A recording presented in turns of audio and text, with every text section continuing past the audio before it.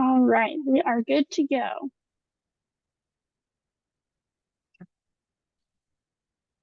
Great.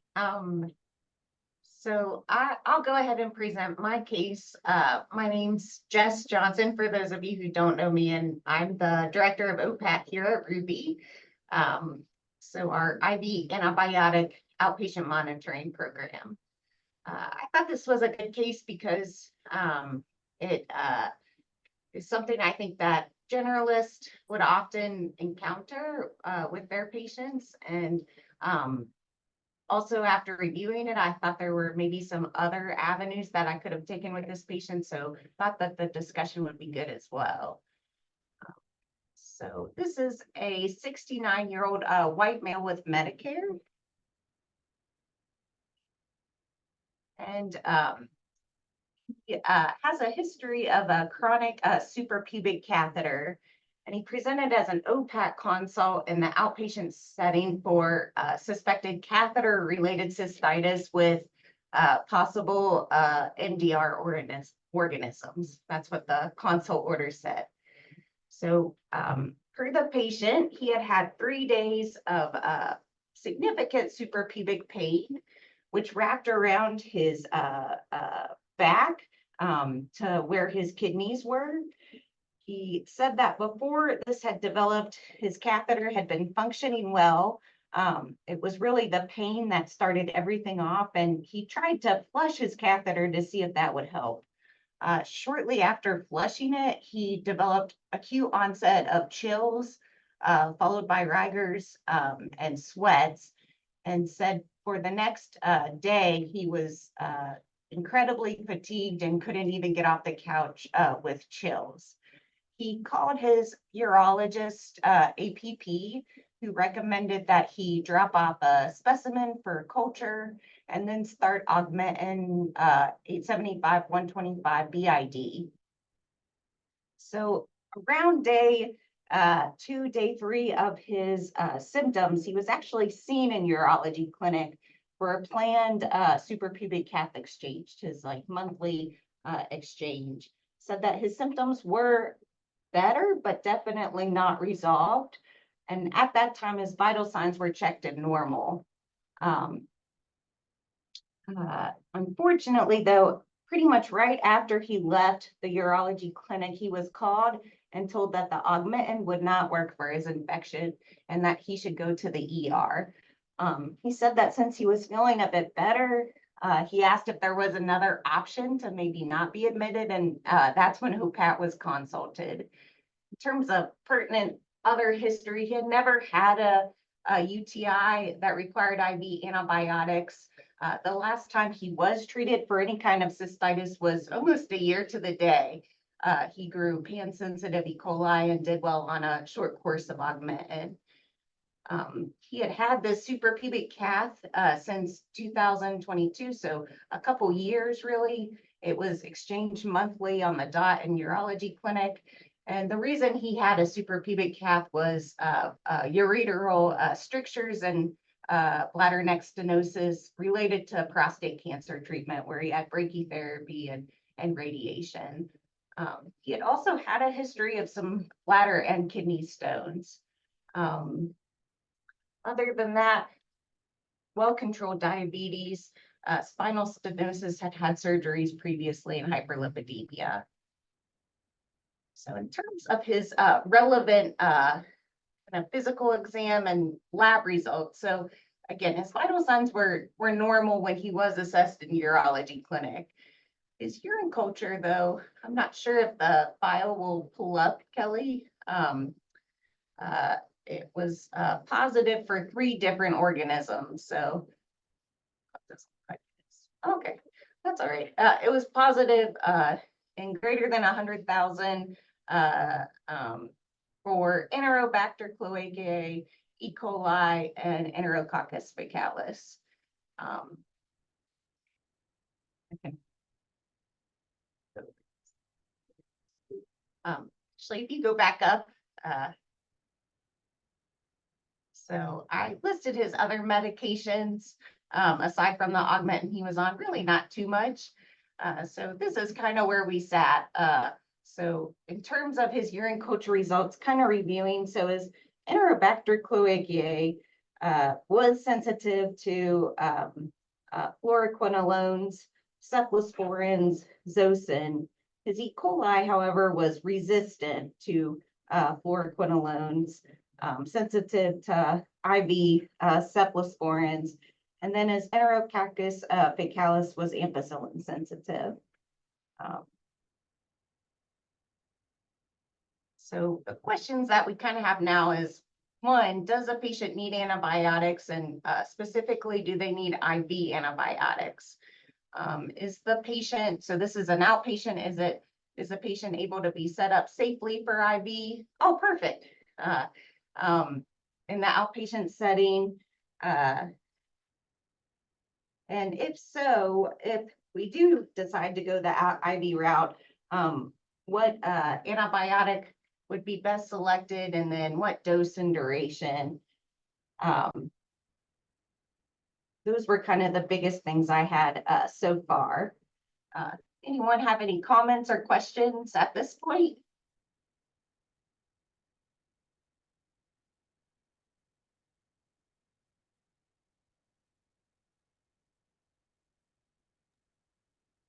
Do we have any suggestions from in the group? Maybe someone that's seen this prior? Don't be shy. I promise we won't bite. So better enough that he could come to his urology appointment, but not better enough that he could drive himself. And he said that he was still having chills, and the fatigue was better.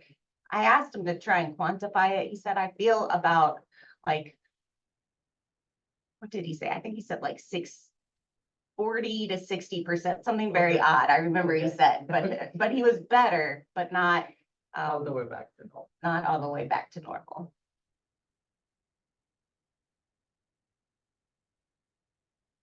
So this is kind of the discussion I had with the patient. So he's in the outpatient setting.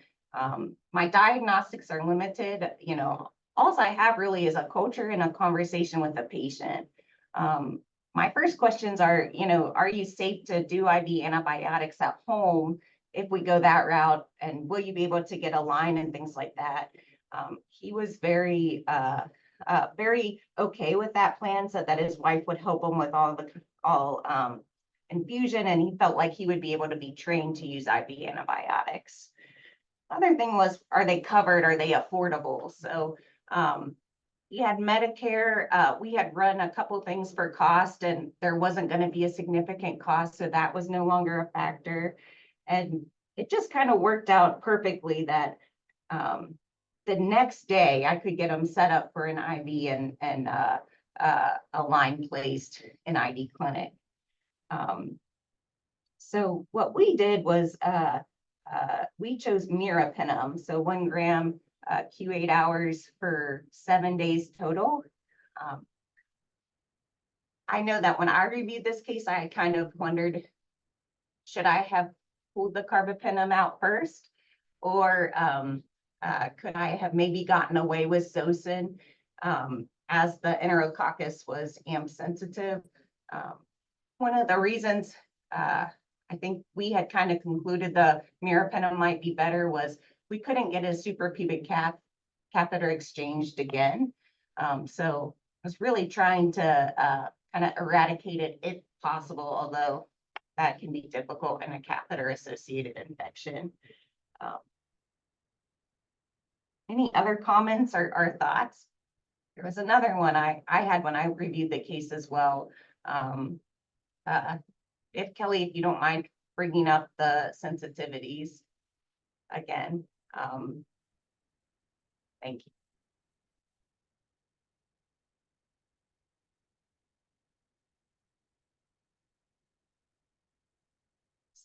So occasionally on OPAT, we have patients that cannot afford IV, it cannot be arranged. And we're stuck with maybe a less than perfect regimen.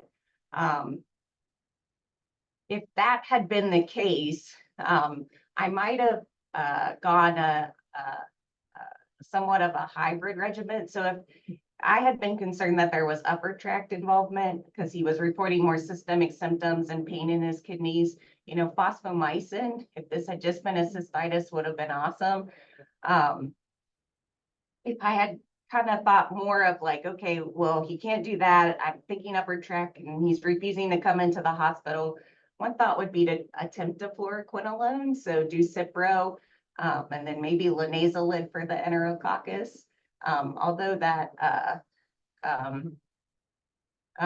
the E. coli was resistant, sometimes the concentration is so high you can kind of get away with that, or at least I've gotten lucky, especially with the MIC of greater than 2, which is something Catessa taught me. So kind of going back to the case, just to finish anything else that we had. So what was interesting to me, so his basic labs were all normal. He did have a elevated CRP when we checked things when he first started. After the 7 days of meropenem, he came back to ID clinic, requested that repeat labs be drawn, which normally I wouldn't, but he really wanted to see what his CRP was, and it had completely normalized. Yeah. So again, shorter duration. Could I have even gone a little bit shorter? Maybe. But again, looking back on it, you know, other options might have been possible, trying to shorten the duration as much as possible. He's been doing well since he had this course, no recurrent issues.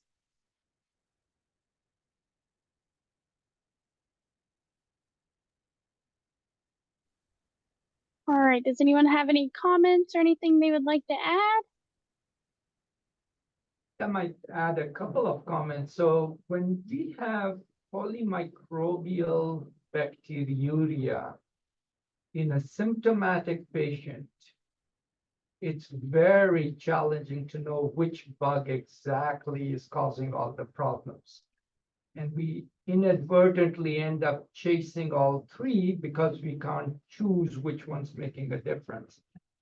The strategy I have sometimes used is send the initial culture, patient is 30, 40, 50% better, repeat a culture. Yeah.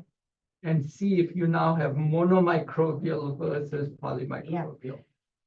And sometimes that helps tease out, you know, is it the quinolone sensitive bug left? Right. Yeah. Or is it the carbapenem sensitive bug only that is left? So I think catheter-associated infections are challenging, especially when you think they are no longer lower tract, but also upper tract. And I agree. I think this one was very concerning for an upper tract process. I'm glad that you mentioned that, because I had thought, man, in the perfect world, when he had his catheter exchange, we would have had another culture. I think one of the reasons that we kind of, like, looking back on it, like, okay, would I have done the carbapenem again? I'm not sure. Would I have really pushed for IV? I was worried about the time factor. I wanted to get things kind of going because I did think he probably had an upper tract involvement, but that might have cost using more of a broad spectrum carbapenem antibiotic. So yeah, I've done a lot of these UTI cases now, probably because of my in with urology, and I've learned with every single one of them. So yeah. The question I would probably ask is, in the absence of any of the bugs being Pseudomonas, comfort level using ertapenem rather than the meropenem in this scenario? So sometimes sometimes if it's between the 2, meropenem is cheaper, although cost wasn't quite an issue in this case. So occasionally that will, especially when we're kind of time a little bit more like time sensitive. I think that was probably the biggest reason we're like, okay, meropenem 1 gram, submit it to Bioscripts and let's get an answer now. So, but agreed, yeah.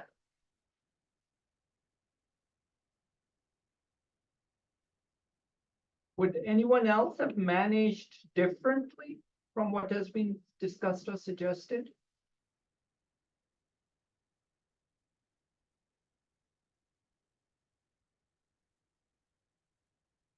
I will say one thing that I had considered, like, do I need to really worry about that enterococcus? Like,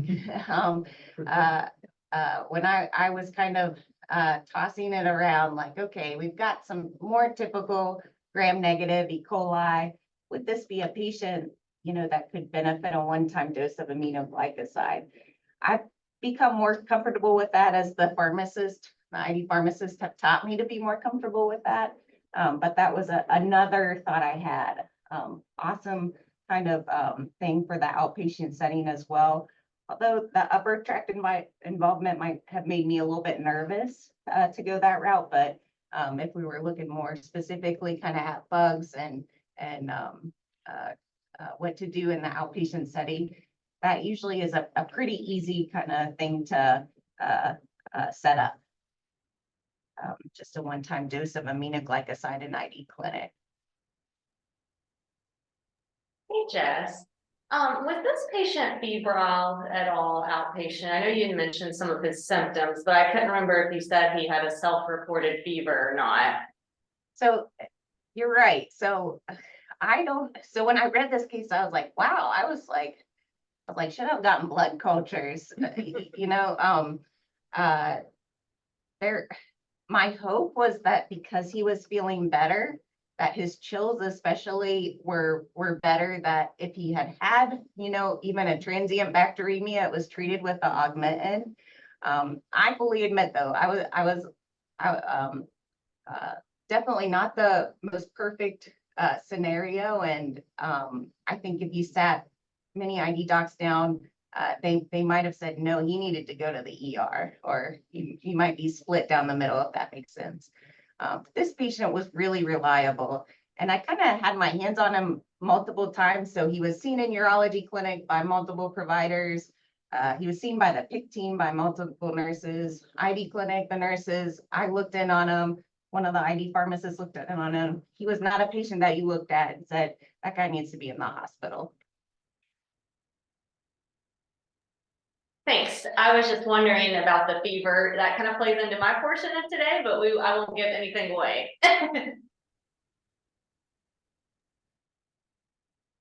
Well, Jess, thank you for presenting the case and sharing with everyone. We will go ahead and move right into the case being presented by Joy.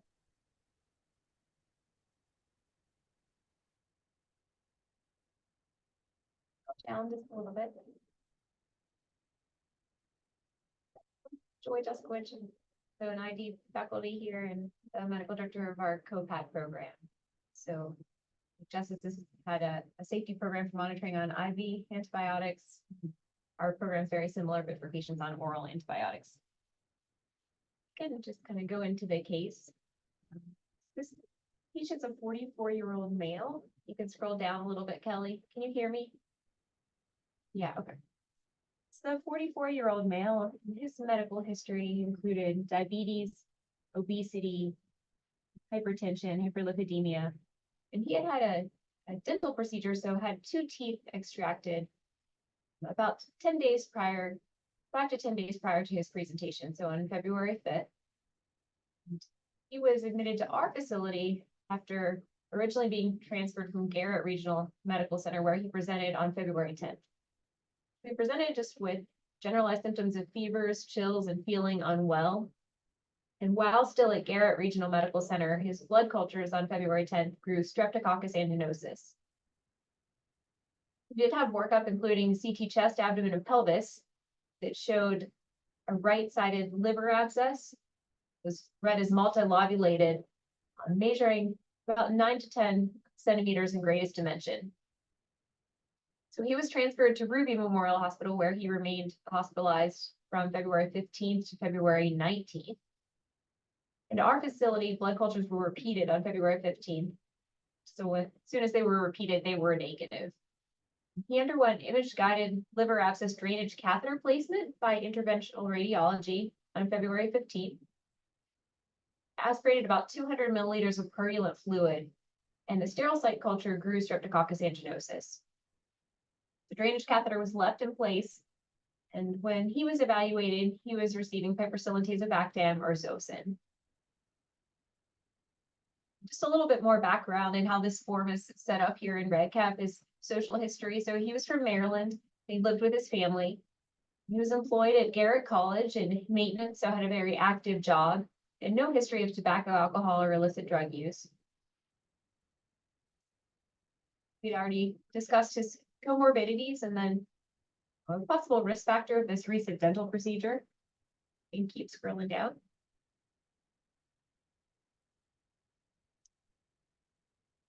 On physical exam, at the time of evaluation, he was afebrile, but it had a fever of almost 39 degrees Celsius earlier in his hospital course, so while still at Garrett. At this point, didn't appear toxic, abdomen was non-tender, didn't have any evidence of jaundice. For his workup, so his maximum CRP on February 8th was about 350. And by the time he was evaluated a few days later, his CRP had come down to about 155, still had a leukocytosis with white blood cell count of about 11,000. Liver enzymes were elevated, so AST about 150, alkaline, or ALT about 270, 275. Alkaline phosphatase was also elevated in the 200s, around 220. So this microbiology we already discussed. So again, the significant things were the blood cultures that has Streptococcus aeruginosus. And then when you had the liver abscess aspirated and the drainage catheter was placed, that specimen also grew the same organism, Streptococcus aeruginosus. And their anaerobic culture actually ended up being negative.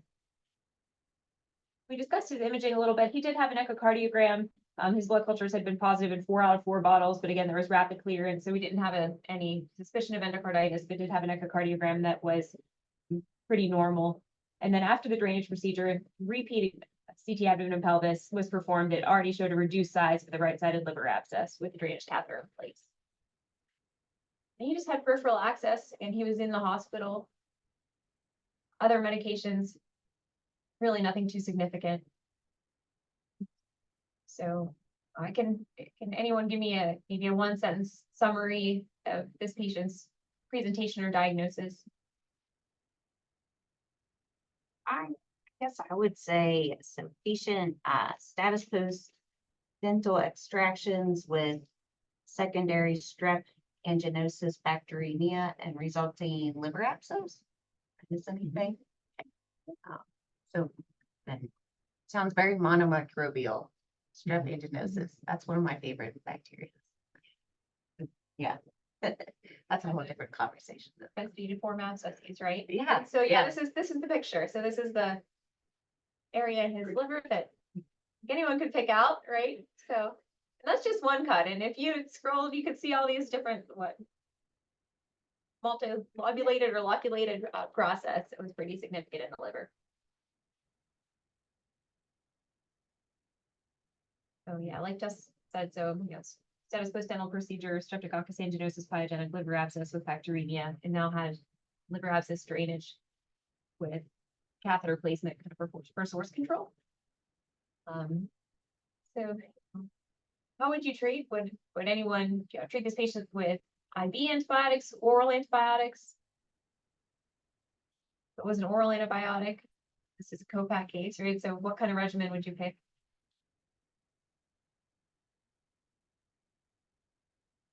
So he seems, yeah, he seems like a good patient to do well on an oral regimen, seems like his infection is controlled. He's got his iodine now.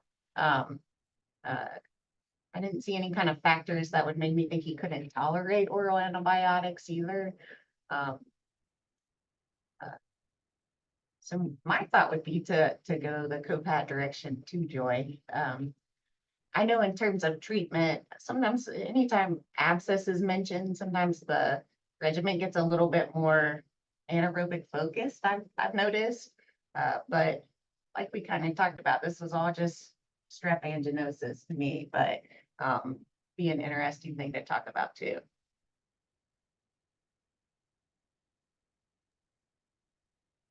Does anybody else have any suggestions they would like to give?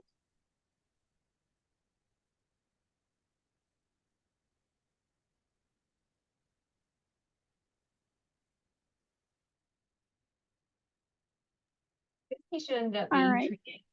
This patient ended up being treated with augmentin, so amoxicillin clavulanate, with a plan to complete at the time of hospital discharge anywhere between 4 and 6 weeks.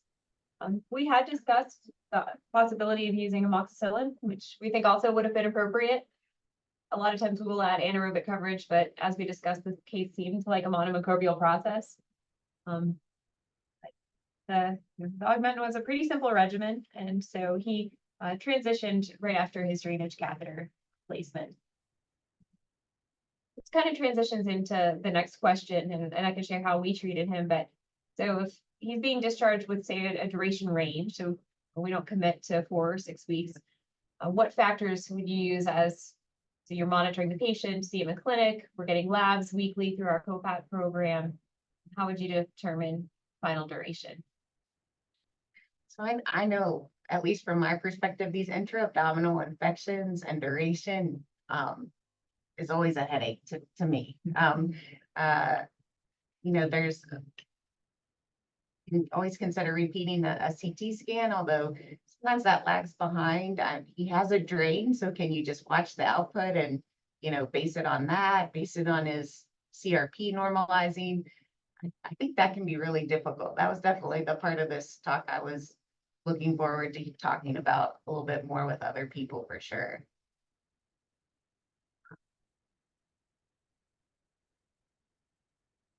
Yeah, I've also seen, I know before kind of when surgery like managed a lot of these, once the drain was placed, it seemed more like a week or two, and that was kind of their standard.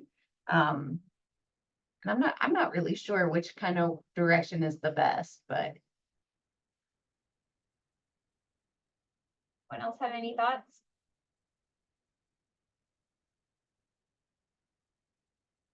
I think one of the ways to think about this particular, so pyogenic liver abscess, that's the diagnosis. What was the focus or primary process? Most pyogenic liver abscess are actually gallbladder fossa associated infections. That's why they tend to be much more common in women and associated with cholelithiasis, choledocholithiasis. Those ones are the ones that are more common, but have a slightly more challenging course in terms of duration of treatment. This one's different. This one is a bacteremic focus associated pyogenic liver abscess, most likely monomicrobial.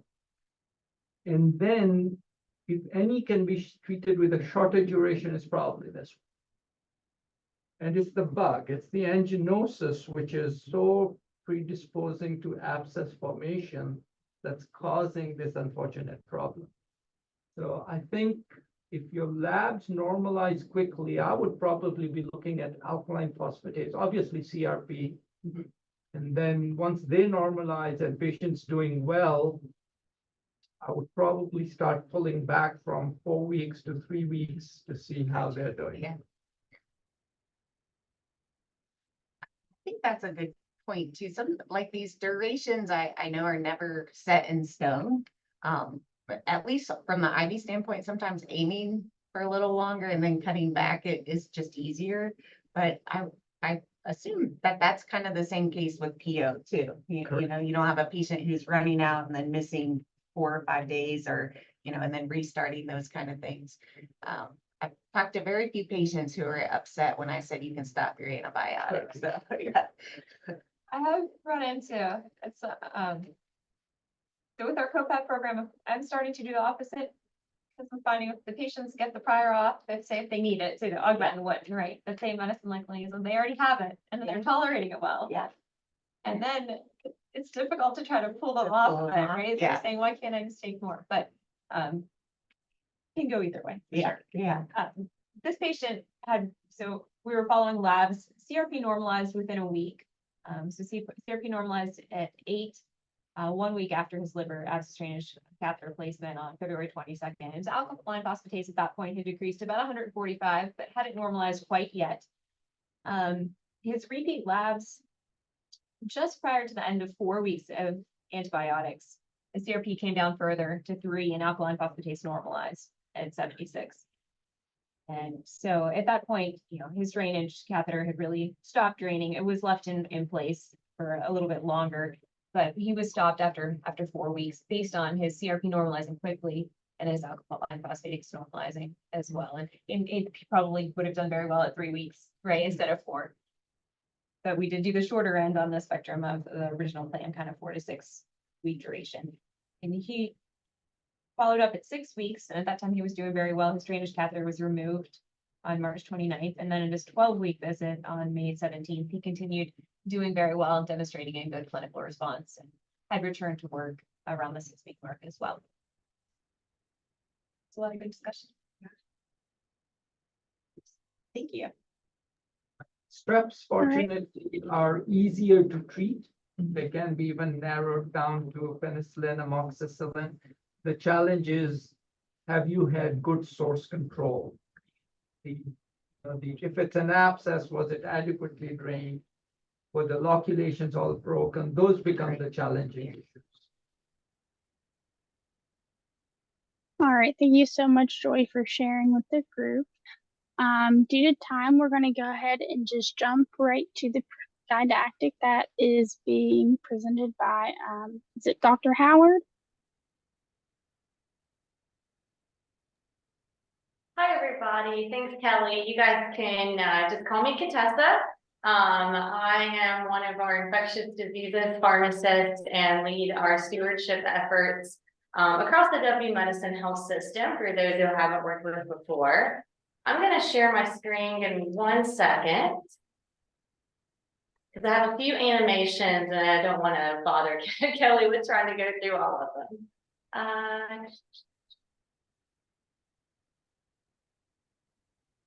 Kelly, are you able to enable the screen sharing? If not, you can put up my slides. That's fine.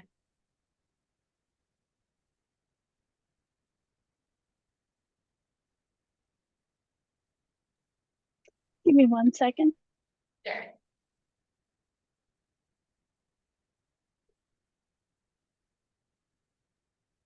We'll let you know. I'll try. Yep, it will. Thank you so much. You're welcome. All right. So I'm gonna go. Don't want to give you guys too much of a preview of what I'm going to talk about. But in kind of the same context as the cases that were presented today by Dr. Johnson, Dr. Jeskowicz, I'm going to provide a bit of a didactic portion on durations of therapy, really focusing in on intra-abdominal therapy, intra-abdominal infections, and urinary tract infections. And the question is always, how long is long enough? So I'm not going to go through the objectives just for the sake of time, but I did want to start with a poll the audience question. So what would be the typical treatment duration you would choose for a quote unquote complicated urinary tract infection? So you can put this in the chat or you can unmute and say it out loud. But who would go with 7 days?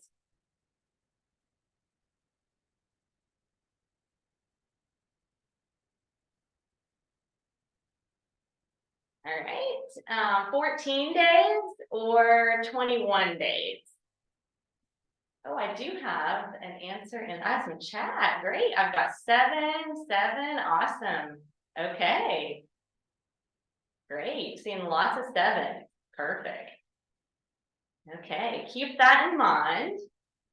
And then, same kind of poll. What would be the typical treatment duration you would choose for an intra-abdominal infection? Now, so if I could make this even more of a gray area than the last question, status post source control. I almost put an answer of it depends, because with everything in ID, it really depends, and there's not like a clear-cut answer.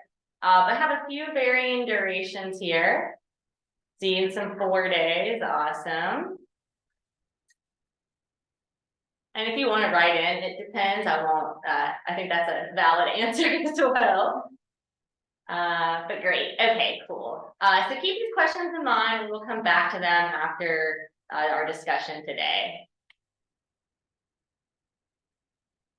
All right. So I wanted to start any of these didactic portions with our stewardship motto for WVU medicine. And this actually is taken from a clinical infectious diseases article that's published, gosh, almost 20 years ago.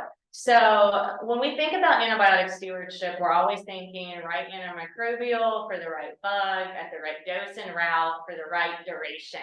And I have duration italicized because that's what we're going to focus on today. Of course, determining a duration of therapy is always a part of antimicrobial stewardship. Everybody is an antimicrobial steward because you're most likely, no matter where you're practicing, either monitoring people on antibiotics or you're prescribing them. And when you look at the 4 moments of antibiotic decision making, the 4th is duration. So this is a really important part of our decision-making process.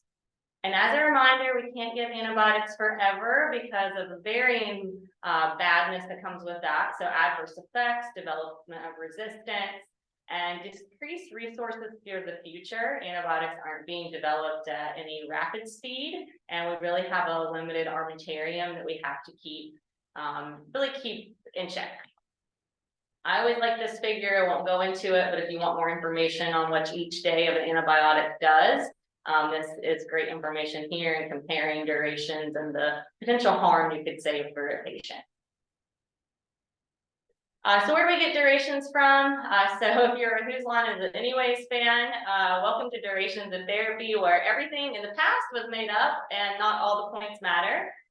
Because we didn't have a lot of great literature, and a lot of this information comes from there just being 7 days in a week. But one great thing, and I think I've shared this chart before, and I'll continue to share it as we go through different disease states. But there is a website. It's literally called Shorter is Better. So if you Google it, it'll pop up, and it's promoted by Brad Spellberg. He's an infectious diseases provider. Really leading the way in kind of durations of therapy and a shift to oral antimicrobial therapy. But this is updated with literature all of the time. And of course, today we're going to focus on urinary tract infections, intra-abdominal infections, and I am going to touch on gram-negative bacteremia as well, because this plays into our UTI and intra-abdominal infections in a lot of cases.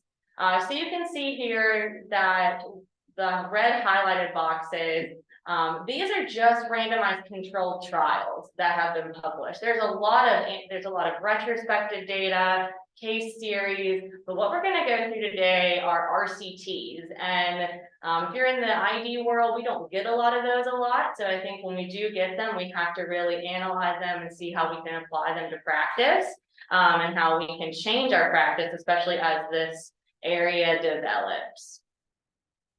So I'm going to start with intra-abdominal infections first, and I'm going to go over a couple of these RCTs. So as you can see here, there are only 3 randomized controlled trials for intra-abdominal infections. But I'm going to go through 2 of them in particular. The first one I'm going to go through is the Stop It trial, and this really goes to the case of Dr. Juskowicz, and we'll go through why that case really didn't apply to this trial, but we're also going to go through the cases that do apply.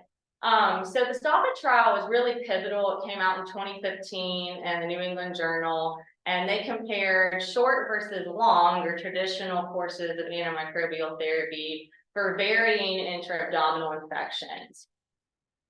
So what they did was they looked at a composite endpoint of surgical site infections, recurrent intra-abdominal infections, and then death within 30 days.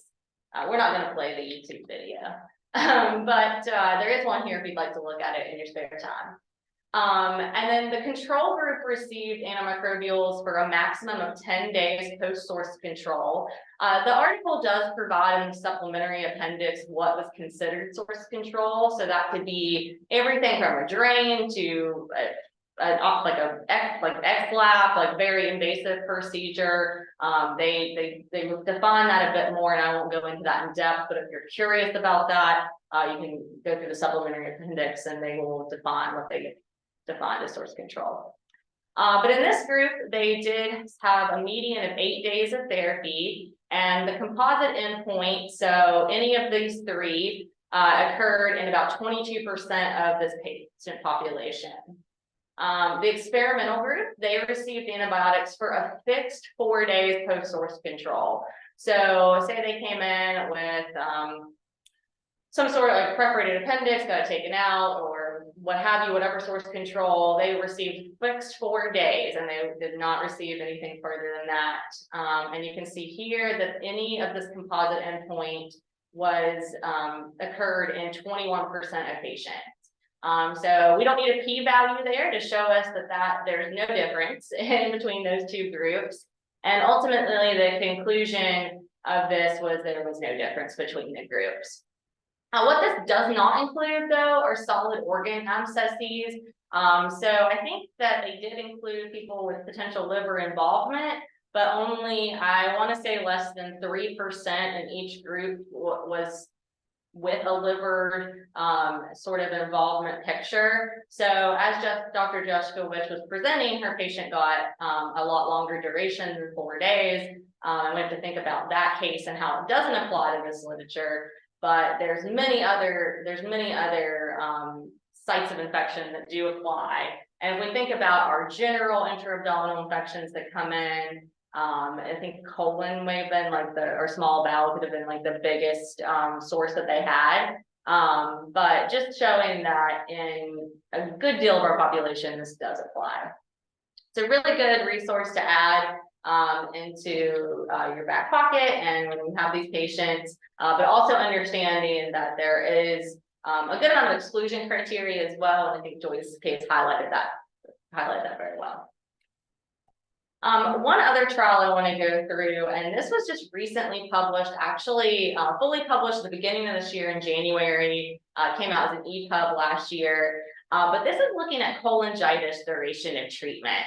So this is something that we've really only had retrospective data on to date, but this was a non-inferiority randomized control trial. And they looked at conventional versus short duration of antibiotics with moderate to severe cholangitis.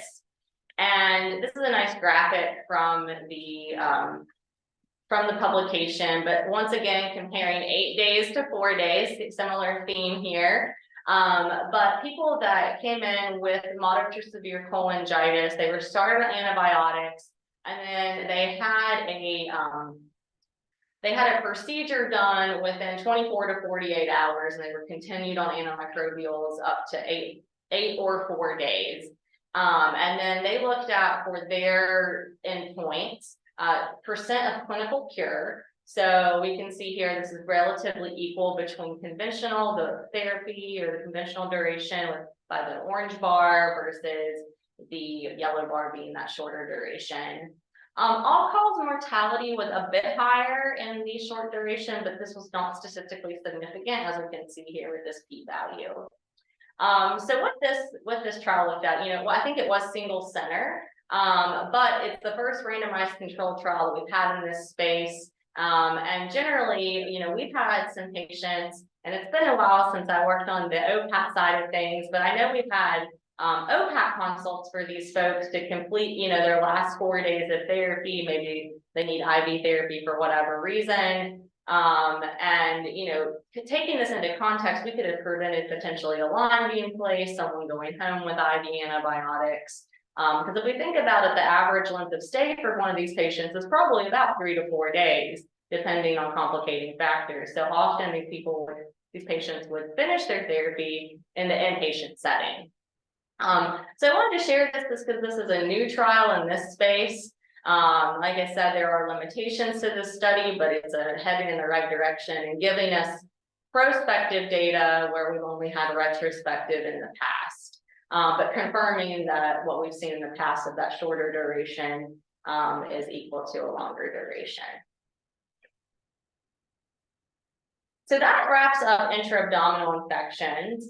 Urinary tract infections, I feel like I could talk about these for quite some time.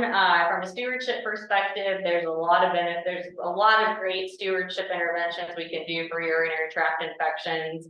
Dr.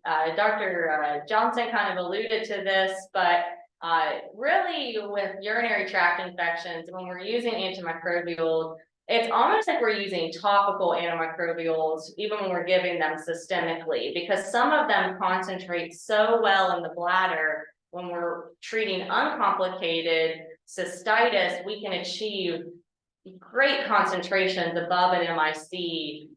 So honestly, it's almost like treating something completely different than when we're treating more systemic infections. And from a pharmacist standpoint, that's really cool because we get to play around with drugs a lot and optimize their pharmacokinetics and pharmacodynamics. But it also plays into our durations too, because some antibiotics stay in the bladder for a very long time after just one dose. Let's jump in real quick. Just as a reminder, so the IDSA guidelines for uncomplicated urinary tract infections, these were published 2011, so they are due to be updated. And of course, these are applicable to women, but just as a reminder, the durations that are recommended for each agent, it varies. So nitrofurantoin, my personal favorite, E. coli is very, very friendly to E. coli, concentrate in the urine very well, does not do a lot of damage to the gut microbiome, hardly any, and it's a short duration of 5 days.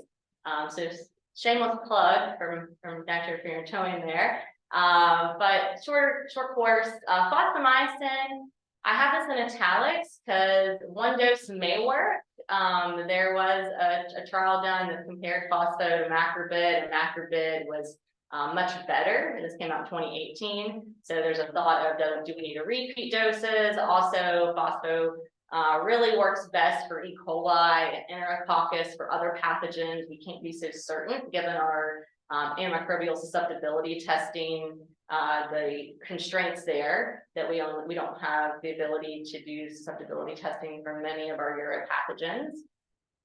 Then we have a Bactrim for 3 days, fluoroquinolones for 3 days.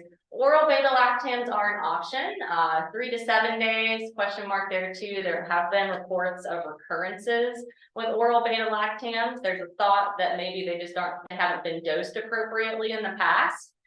So definitely something to take into consideration. But just as a reminder, these are the guideline recommendations for uncomplicated UTIs. Jess also alluded to, what about single dose aminoglycosides? So this isn't a prospective randomized controlled trial, but I do think it's worth mentioning. So there was a systemic review published about this, and this is like one of my favorite strategies to do, and this really applies more to the inpatient setting, or as Jess mentioned, if you're easily able to set this up outpatient.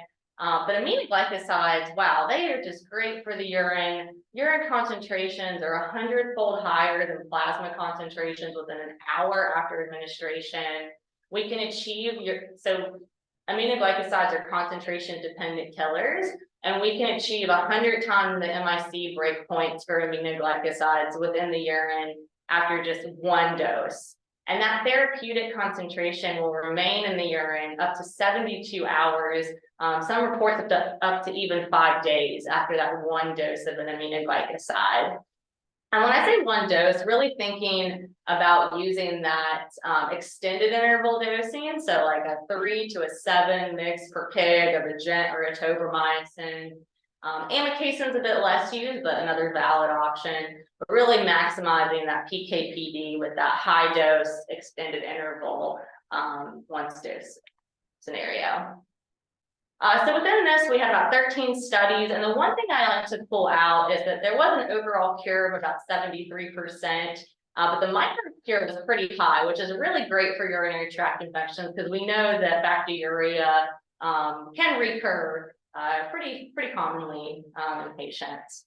Another thing I like to point out is that this is a very low toxicity rate.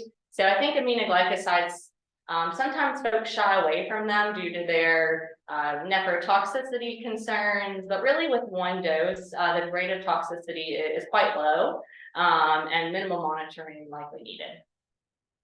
So just something to keep in your back pocket, just some pearls. These are gram-negative pathogens only. So like the Enterococcus we mentioned, We can't use an aminoglycoside alone for enterococcus or a gram-positive agent. Doses range from 3 to 7 mg per kg. That's for gent and tobramycin. Amikisin's a bit different, a higher dose. And something to keep in mind, the CLSI actually just lowered their breakpoints. How that applies to the urine is a bit beyond this conversation because, as we've already said, aminoglycosides achieve 100 times the MIC, and really that threshold you want is about 10 times the MIC for maximal bactericidal effect. So probably a moot point, but just something to be aware of. So just wanted to go through that a bit. These are really kind of focused on uncomplicated UTIs, but I think really important, especially when we're talking about durations of therapy, when we can get by with one dose, so which really provides 3 to 5 days of coverage, which is probably what you need in a cystitis.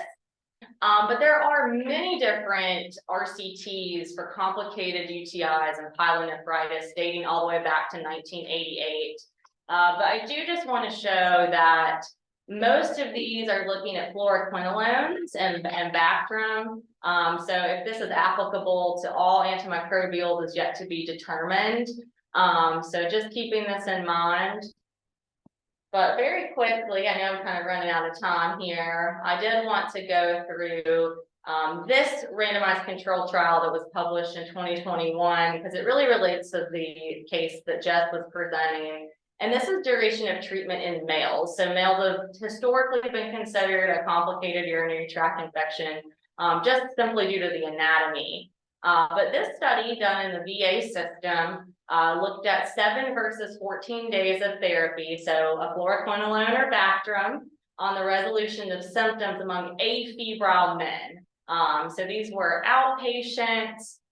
They got a prescription of 7 to 14 days of Cipro or Bactrim. They had to have one of the following symptoms. I would like to point out here that CVA tenderness and flank pain was included. Now these weren't the most prominent symptoms, but they did include people with potentially pyelonephritis symptoms. They did exclude febrile patients if they had a recent urinary tract infection treatment within 14 days, and if a pathogen was not susceptible to the agent being chosen.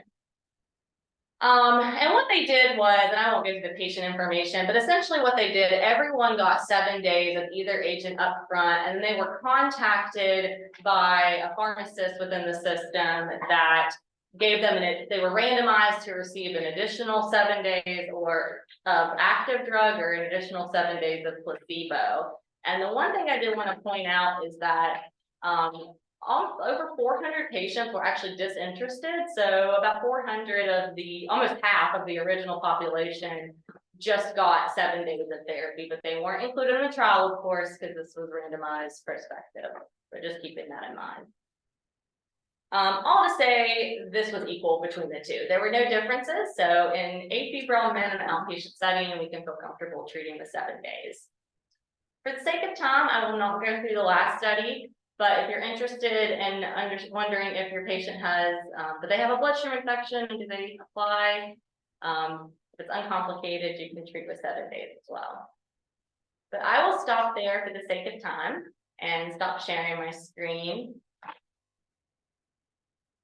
And I actually have to jump off for another meeting, but if anybody has any questions, feel free to reach out. My email is in the PowerPoint, and I don't know if Kelly, you send those out afterwards or not, but feel free to, and happy to answer any questions. Thank you. I'll upload the PowerPoint onto iEcho so everyone can flip back through it and go through it. I would like to thank everyone for joining today. I am trying to look and see when the next meeting was scheduled for.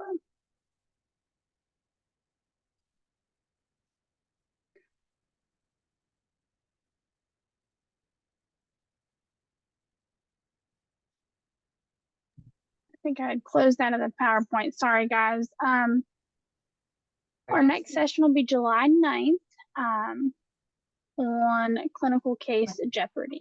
I think that's All right. So thank you guys for sharing the case, and thank you, everyone. Thank you. Thank you.